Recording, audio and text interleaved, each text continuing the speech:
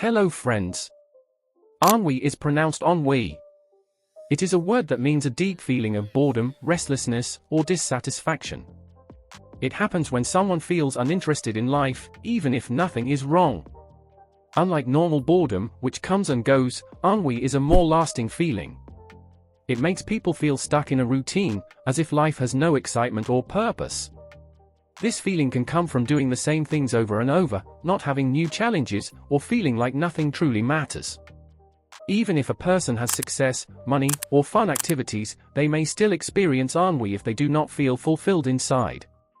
It is often linked to a sense of emptiness, where life seems dull and uninteresting, no matter what happens. Many writers and philosophers use the word ennui to describe a mood of sadness mixed with boredom.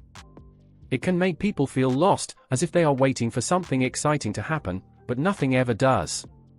Some people try to escape ennui by traveling, picking up new hobbies, or changing their daily routine, but it does not always go away easily.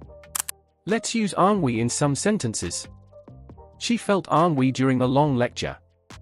Even with many toys, the child showed ennui. His job was easy, but ennui made it hard to enjoy. I hope you have learned a new word, ennui.